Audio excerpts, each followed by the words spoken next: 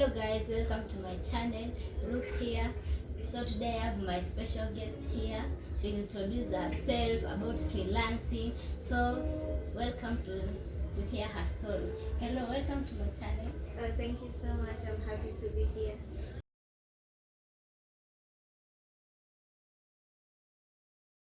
So introduce yourself. How do you grow up? Where do you grow up? And how is life going on?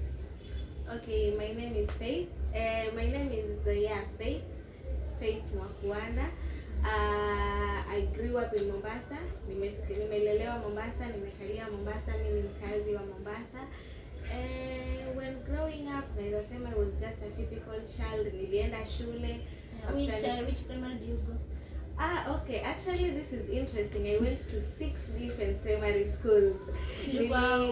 Kwa mkora nini? Unaenda different schools? Na sikuwa mkora. Nilikuwa nashinda nikipewa transfer. But si ati nilikuwa mkora. Siwezi sema nilikuwa student mbaya, but unajua tu watoto, so I was that student. Yeah, so nilianza na St. Augustine Primary School yenye ilikuwa Chuda.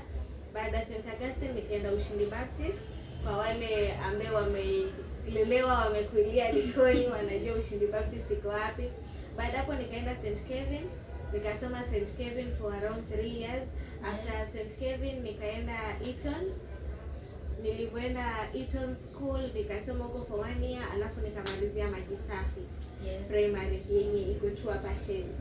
Iko huko Sheli pia hapa yenye iko Sheli. So total actually it's not 6, nilienda to 5 primary schools. And then after primary nikaenda high school. High school pia nilisoma 2 different high school. I have been a bit of a nomad here and there. Yeah, so nikasoma Siakago Girls yenye iko Embu, and then nikamalizia Bura Girls. Yeah, so to any Bura fans watching, I'm representing. So how was life after high school? Ulifanya nini kwa maisha? Tueleze hiyo part. After high school, actually, I'm a member of Likoni organization. So after high school, I did a bit of volunteering hapo ile the period before you go to campus. Yenye we had a program, we used to go from school to school, different high schools in Likoni, yenye tulikuwa tunafanya youth mentorships. So we went yenye tulikuwa tunafundisha about peer relationships and how the different type of relationships yenye they'll have in life hivyo. I did that, and then after that I went to campus. Nikaenda Moi University Eldoret, nika change scenery hapo a little bit. Nikasoma huko for 4 years ama ni 5. What do you study at the campus? I studied psychology actually. So unaweza soma mind zetu venye tunafikiria. No, hiyo ndio shida. Everyone thinks just because I did psychology naweza soma mind za watu, but that's not it. Maybe I am a mind reader, I just don't know it yet. Yeah. So nikamaliza campus, and then after that Corona happened. Yeah. So ulimaliza hiyo kipindi ya Corona? Yeah, actually nilimaliza shule 2019. So and then Corona ili hit 2020. Yeah, I can't believe that is 2 years ago already. So Corona ili hit 2020, so I think it is safe to say nilimaliza hiyo period ya Corona. Yeah. Okay, tuingie kwa our interesting story yenye sasa imetuleta hapa about what you do in life. Na yenye ndio imekukeep hadi sai. So psychology ndio unafanya after campus ama ilikuwaje? What happened? Like so many people wanasema chenye ulisomea shule si chenye unafanya huko nje. So after nilipomaliza psychology, after nilipomaliza hivyo shule in 2019, nili-enter a practicum program yenye it was a program ya shule yenye mnaenda to an institution yenye wana offer psychology, and then hivyo you practice for 3 months. So nikaenda Portrees General Hospital for internship or it's tuseme some sort of internship. So nikaenda huko, I don't think the General Hospital, I think the district hospital. Yeah, so nikaenda Portrees because wako na one of the best mental health units in actually the coastal region. Sijui siku hizi inaitwa nini, but kitambo ilikuwa inaitwa the coastal region. Sahi stories za county mimi sijui inaitwa nini, na ile social studies yetu ya class 4. So yeah, so nikaenda Portuguese nikakaa hapo for 3 months. I wanted to continue, volunteer hapo niendelee kufanya practice psychology, but I guess life had other plans for me. Yeah. So in the process sasa hapo ndio nika get into freelancing. Yeah, how do you get in freelancing? Was that to take through that part? Nianze from way back kama nianze from 2020? No, from the day ulijua freelancing and the day uliingia, to take through hadi leo sasa wenye umefika. Okay, so initially nikianza freelancing nilianza 2018. Yeah, but tueleze the viewers wetu, ambie viewers wetu what is freelancing. Wengine watakujua what is freelancing, tunaongea freelancing na wajua ni nini. So unaweza tueleza what is freelancing. Okay, so freelancing basically ni nitasemaje, it's a form of employment that you actually ile hauendi job hivyo per se. Unaenda job but it's not like a white collar job yenye you wake up, dress up and go to work. It's like a remote work environment yenye you work from home and you work for different clients. So you do different projects for different clients and basically you work from home. That's my definition of freelancing. I doubt kama hiyo ndio iko kwa dictionary, but that's what I call it. And freelancing na writing iko connected with.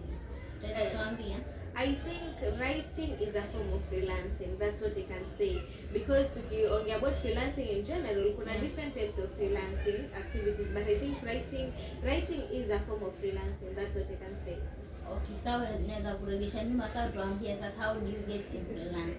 Okay, this is very interesting because niliingia freelancing 2018. Nilikuwa na boyfriend fulani hapo. When the dream was to become, the dream yake it was to make it in the social world. So when I started freelancing, nilianza kuandikia a media site. Ilikuwa inaitwa Hivi Sasa.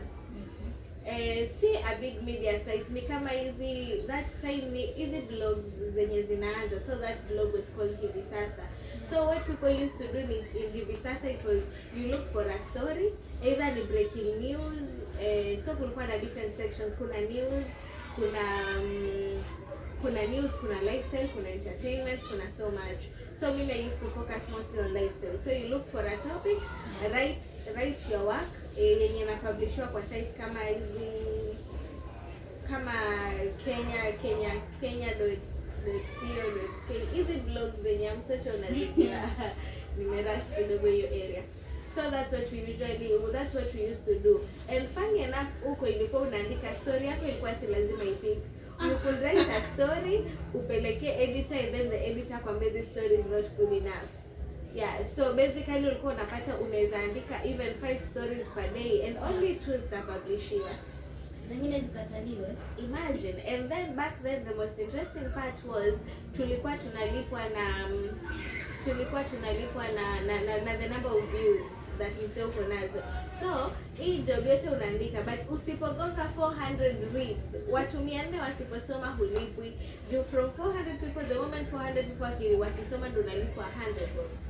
And then sasa after that commission inaendelea. Yeah, it was hustling, but nilikuwa campus, so oh, you are in campus. Yeah, I was in campus back then 2018. So what motivated me ni my first story yenye I wrote nilipata 1,000 reads. Ilikuwa inaongea how I was almost conned, which is true. And it was true. The story was yeah, I was campus wenye waambia watu that sijui mzigo wako umekuja airport. Oh yeah, it's also interesting. Yeah, so I was almost conned. So that's how I got into freelancing. After Hivi Sasa, I was part of Hatua. Yeah. In Hatua, there was this guy called Bonnie. Yeah. Bonnie Joseph. Hatua ilikuwa one of the watu wa freelancing ama ilikuwa vipi? No, actually Hatua was a sponsorship program. It is a sponsorship program yenye they sponsor people from not well off families. Yeah. Wanawapeleka shule hivyo and wanawapea education and that. So that's how I got into Hatua.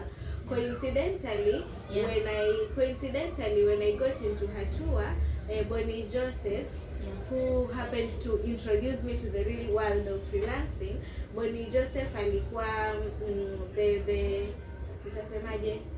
the head ama the director wa I'm not really sure nitamuita, but alikuwa in charge of university students.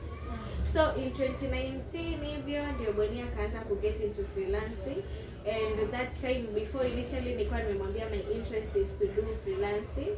So that's when akaniambia since Faith you can write, or some people call me Neki, so like since Meki you can write, then let's start doing this. So in 2019 December, before nitoke shule, that's the first time when I wrote my first sample, nikamtumia. And then after that hivyo kukakuwa na hii period yenye nimemaliza shule, nime come back from home, so the transition ilikuwa tu hapo.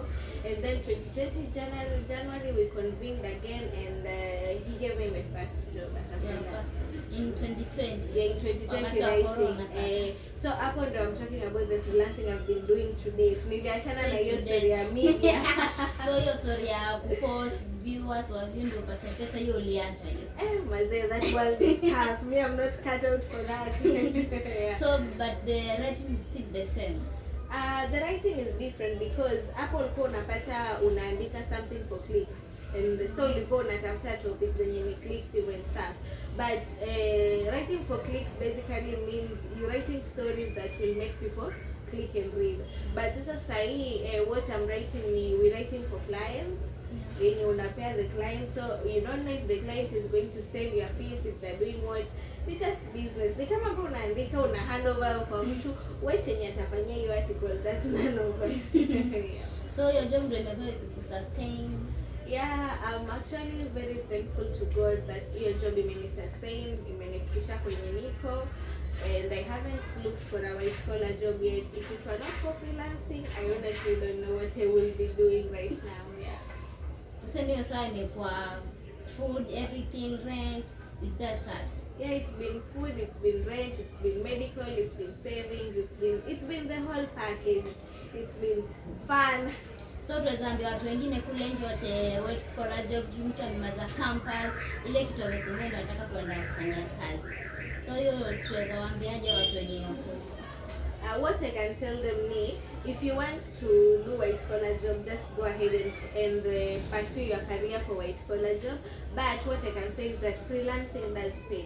It pays more than what people think it pays, and freelancing can sustain you very much, especially if you take it seriously and decide unajua in this world anything ukitaka ikusustain vizuri, you have to do it with passion and give it your all.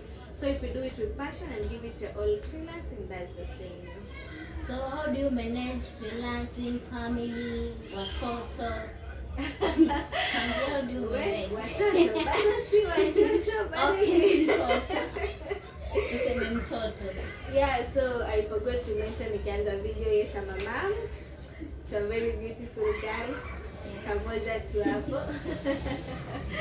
Yeah, so it's something that's really hard, especially working from home, because you know watoto wanaga schedule. Distraction, Yeah, kuna distraction, kids don't have schedule. Yeah. Anaweza amka decide, you want to work, I don't want you to work. So it's been tough, but it's really great pia freelancing because I'm able to stay home with my kid. If she needs anything, I'm there with her every single day, which is extremely beautiful. And at the same time, I'm still able to earn a living. Yeah. And basically managing, one thing that you realize now freelancing, well, with freelancing you can have zero social life. Yeah, because kila time go to kwa nyumba. Yeah, so if you're in the house you don't even make new friends. Where will you make these friends from? Alafu unajua sasa unapata most of the time in freelancing you work with people, but unaweza pata you don't work with people from around. So na work na mtu mwenye ako Nairobi, na work na mtu mwenye ako Kitui, na work na mtu mwenye ako Meru.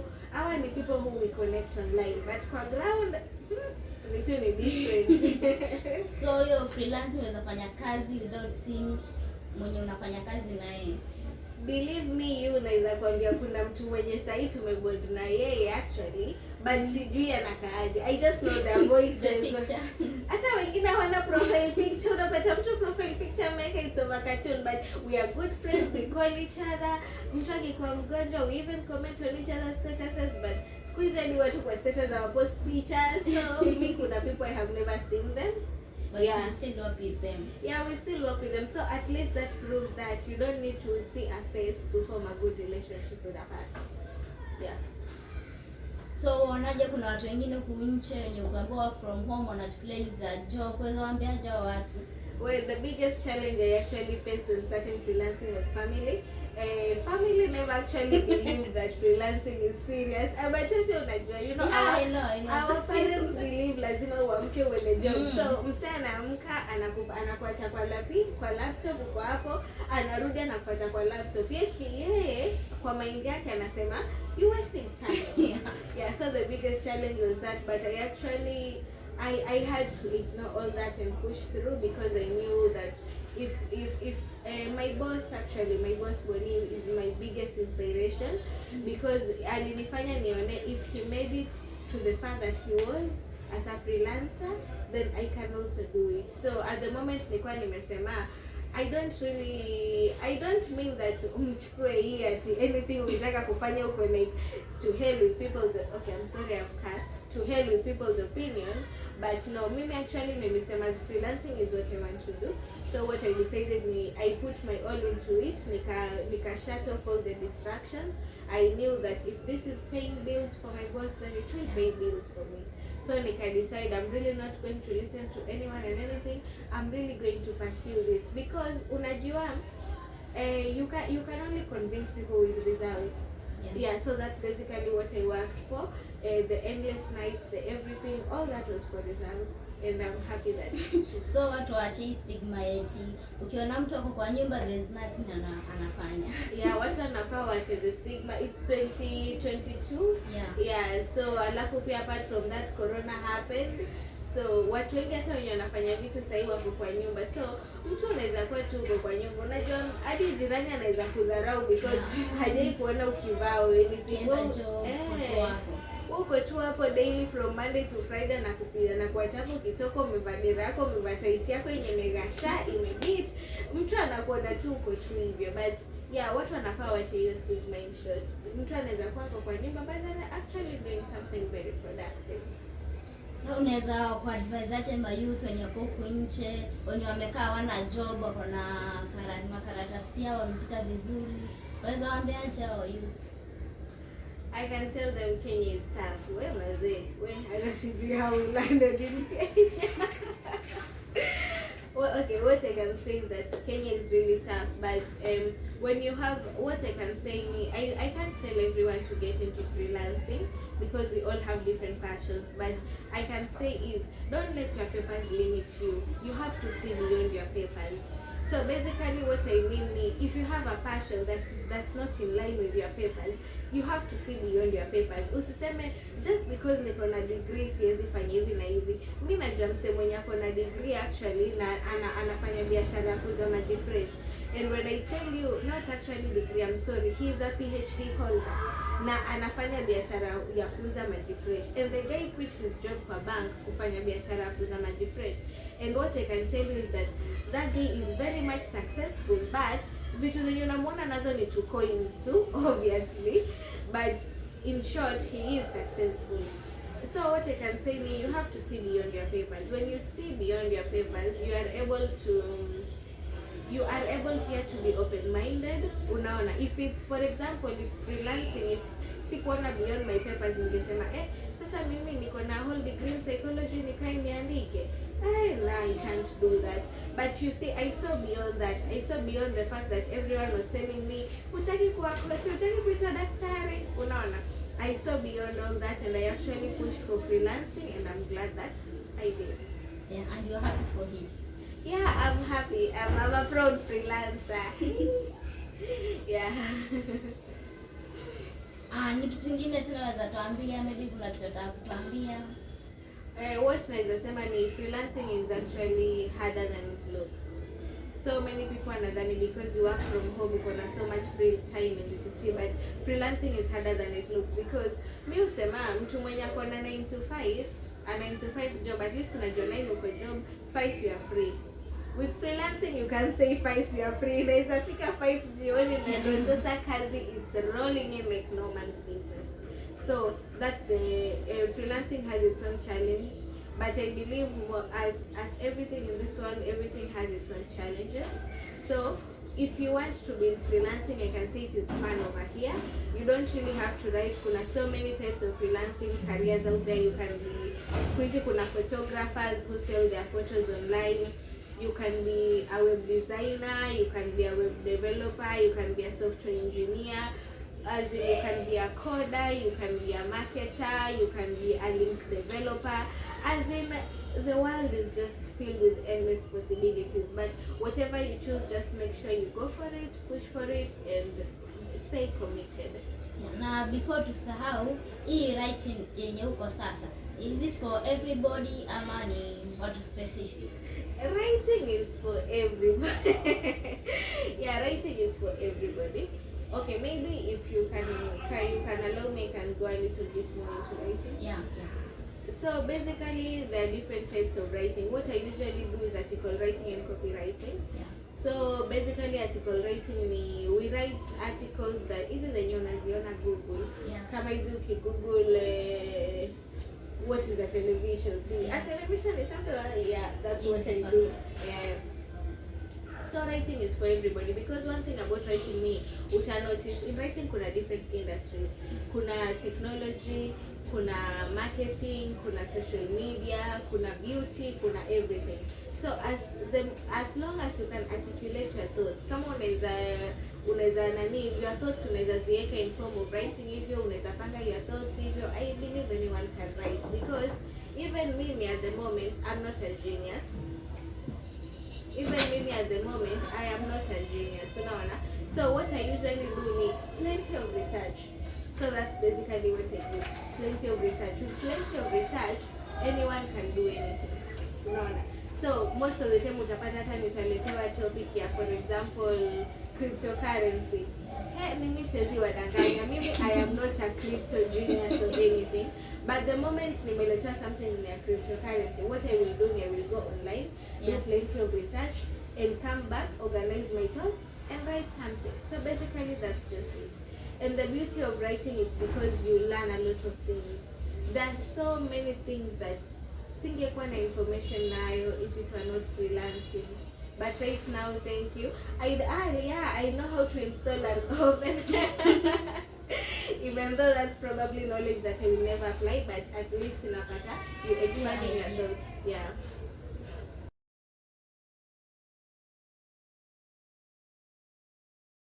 So apart from writing, kuna kitu kingine unafikiria kufanya? Yes, actually, as much as right now I'm enjoying writing and inanipea a good income, my dream was to become an entrepreneur. Nacheka because that's a dream of many. But yeah, so my dream was to become an entrepreneur. So what I'm doing is I'm actually trying to save up so that nione kama naeza a business or something. That's actually my goal. So basically what I'm doing is, apart from writing, I'm saving up, and then nione venye naeza endelea nifanye something different. I haven't decided on the type of business I want to do yet. I've been trying a couple of things, but biashara ni ngumu huku nje. So hakuna biashara yote umeshaamua sasa hivi unataka kufanya? Nimefanya a couple, but zinashinda zikiflop, unfortunately.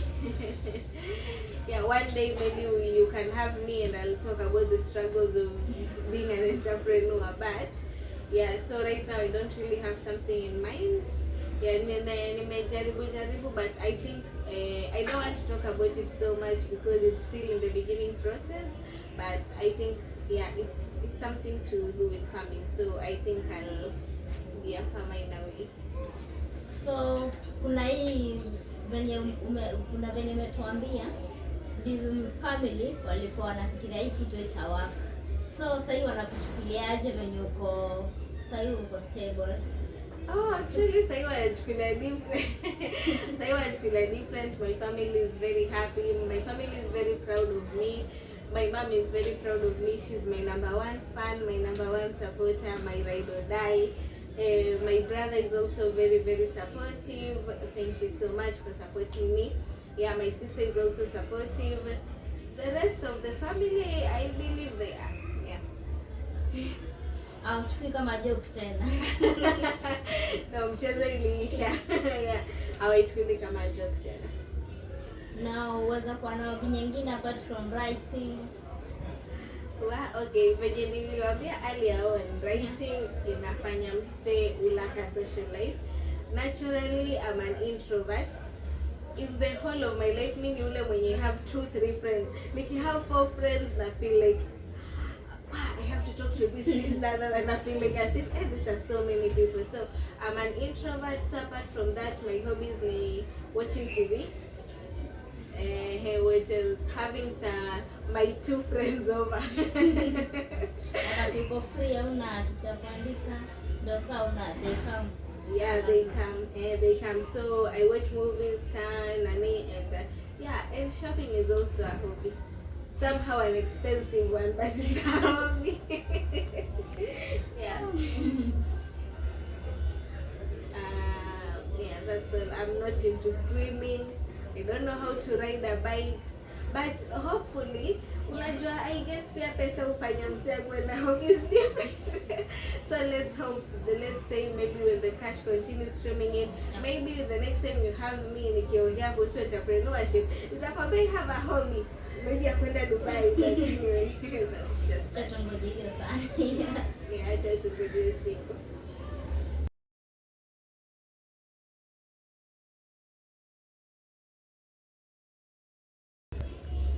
So venye wewe ni freelancer, what about family walikuwa nakwambia utamake, sasa wewe unakuwa umemake it. Ushawaambia waingie kwa hii freelancing ina pay? Yes, actually, nimeambia a few waingie. Not a few. Sija recruit so much family kama venye nime recruit friends. Yeah, but nime recruit so many friends into freelancing. Unajua Kenya yetu siku hizi unasoma unamaliza upate jobs. So most of my friends ni wale wao wananiambia, "Oh, by the way, Meki, what's up? Unataka kuniambia writing inakupeleka haikupeleki vibaya, huombi credit?" I'm like, "Yes, huombi credit." Yeah, so I've recruited a couple of my friends. Actually, me run appear as some sort of a training program. If my friends want to join freelancing, what I do is I take them under my wing, train them, alafu I recommend them to my boss. But I've recruited several of my friends. I also recruited my partner into freelancing and family. Yeah, now I groom sasa into it. Na wavuta polepole na convince wakuje hii yetu. Yeah. What about your brother, sister? My sister is not that much into freelancing, but my brother skiza ameanza ku raise eyebrows. Anasema, "Aya, okay, freelancing looks good." I'm like, "Yeah, welcome. Vuka, cross over. We're taking new members." There's enough. The cake is big for everyone. What about when ulikuwa umemwambia about freelancing, alikuwa amechukuliaje kitambo? So that when you go close na your brother. Yeah, kitambo alikuwa amechukulia as a joke pia, I guess, if you hakuwa believe that much into it. But I don't also nani hivyo blame him, because hadi mimi pia nikiingiza into freelancing, hadi nakumbuka nikiambia my boss Boni, nilikuwa namwambia at the back of my mind nilikuwa namwambia, "I'm just doing this but I will look for volunteer work, I will look for a job." Hadi yeye pia alikuwa anajua I will eventually leave.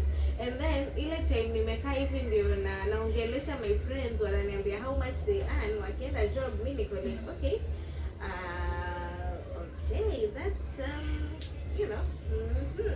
so hapo ndo ikanihit, no, by the way, I can't do this. So hadi nikaambia Boni, ndio Boni akaniambia, "I just wanted you wewe pia uongeleshe watu wanaenda job wakwambie how much they earn, how much freelancing is important." Yeah.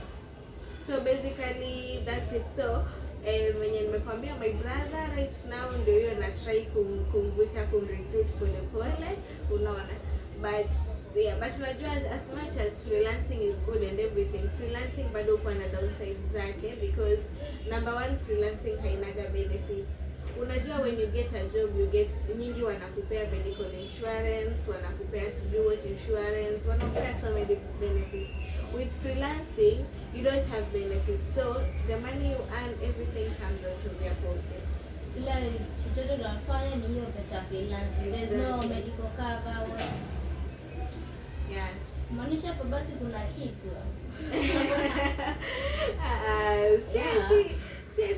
Because when ukiajiriwa kazi unakuwa covered for everything. Kuna house allowance, kuna nini, but for you hiyo hakuna. Hiyo hakuna.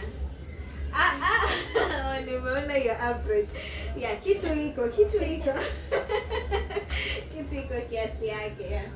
So, but basically that's your number. Freelancing is somehow quick and fast money. So you have to be smart and save, because inafika time pesa pia inakatika.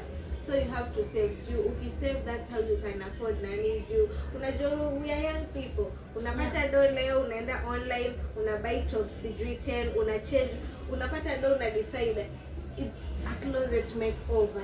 Una change nguo zako zote za closet, una change viatu. The next time umepata do, unasema oh my god, it's a hair makeover, I'm buying new wigs. But again, with freelancing, you really have to be smart and save your money, because since hakuna insurance, if you fall sick, everything depends on you. Mtu kama mimi sahi am a mom, so when my daughter falls sick, everything, all that is coming from my pocket. So I really need to have a hefty savings, a good security. Now, customer wengi, clients, wengi wenu mnawapata wapi? Right. Currently, right now, I work under someone. Yeah, so I really don't know clients when you talk wapi. Yeah, so right now, currently, I work under someone even, but maybe ukinihoji next time, I'll have gotten into freelancing on my own, not under someone, and maybe then I'll tell you that clients when you talk wapi. Okay. So before tusahau, kuna story uliniguzia about being conned. Can you take us through that? I know it will be interesting. I wasn't conned. It was almost being conned. Oh, you are almost conned. So this is what happened. Each longest story that my 2018. Yeah. So I was very 2018. How many years ago? About 4 years. 4 years. Yeah. So you can imagine I was pretty young and naive. I'm not old either. Yeah, so sasa niko tu hapo Facebook, chill na pastime. Hapo back then bado Facebook ilikuwa na likes za maana. Kidogo napata message from zungu fulani. Hey beautiful African chick. Kidogo hapo anaanza kundusha mistari, tukachat day 1, day 2, day 3, akaniambia since nimekupenda, I can't travel to Kenya right now, wacha nikutumie parcel. Akaniambia ameweka handbag, ameweka sijui handbag zako, ameweka my gold necklaces, akanitumia hadi pictures iko airport na tracking number, na hapo ndani ameweka $5,000.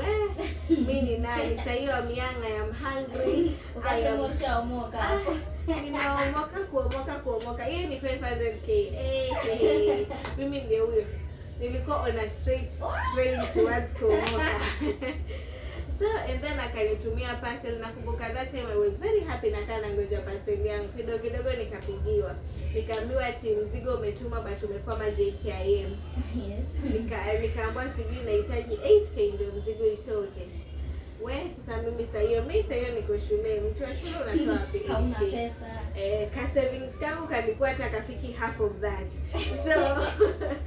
So sasa ndio baada hapo nikapigia yule mtu, nikamwambia hey, watumie pesa, nikamtext Facebook, nikamwambia watumie pesa. Akaniambia no my dear, akaniambia no honey, what you can do is pay them, and then when you get the money you refund it yourself.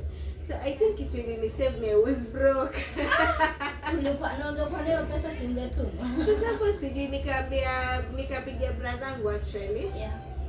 Nikamwambia the whole story, and then sidhani nataka yeye anakumbuka nikipigia hiyo story, and then nikapigia brother wangu nikamwambia the whole story, and then akaniambia achana nao watu customs sijui hawezi kuambia utume pesa nini. Yeah, so basically mimi nikamwambia hao watu sasa hivi sina pesa.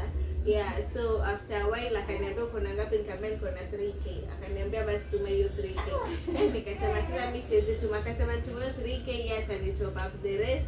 Alafu mzigo wangu ukipata nitampea a couple of dollars.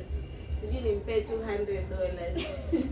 Mimi nikamwambia mimi sina, wewe lipa yote, alafu mimi nikipata mzigo nitakurefund. Nikatukanwa hapo. Akanitukana na Kiswahili hapo, ndo nikajua. That's how I knew. So alibasi mzungu screenshot. Ni wa huko. Ni Kenya. So huyo pia huyo wa Facebook akaniblock akaniambia you're nothing but a stupid do what. Matusi tu nyingi hapo kubwa. So nikatikana na Kiswahili and then yeah. Na wewe kumrudishia anything? Na sasa nilikuwa nacheka niko na sasa huyu mtu kama mimi profile yangu anaona mimi niko na 8K. Sasa pia chague watu wa kukon, but anyway, yeah, that's my story. So nikaandika hiyo story how I almost got conned, and apparently it really get views. People are happy about it. Yeah, and that opened my doors to freelancing. So your story ndio iliopen your doors. Yeah, the story was my gateway to freelancing. That's what I can say. Why you kwa? Watu wanatafuta chakula huko nje. Alafu the funny thing after that nikaongelesha best yangu yeye pia akaniambia amekoniwa. So I think my friend yeye hakujua juu yeye alituma hiyo 6K na ikaenda. I know. But anyway, yeah, watu wanatafuta huko nje in any way possible. Hata mimi nishatumia hizo message but nilikuwa najua. So hapo na bahati. Si wengine we were very naive. Yeah.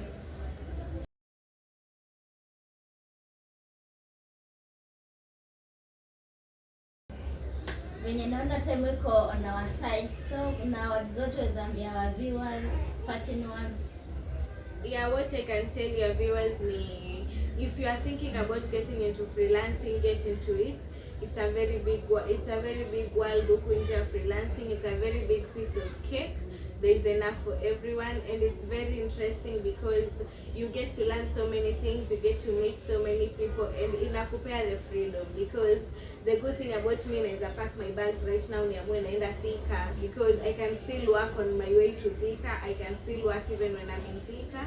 And basically it gives you so much freedom. It's a nice space, especially for young people, for innovative, creative young people. It is a very nice space. So if you're thinking about freelancing, go for it. But generally what naeza kwambia ni don't stop chasing your dreams. Always chase your dreams, be there. It takes hard work, patience and consistency, but Rome wasn't built in a day.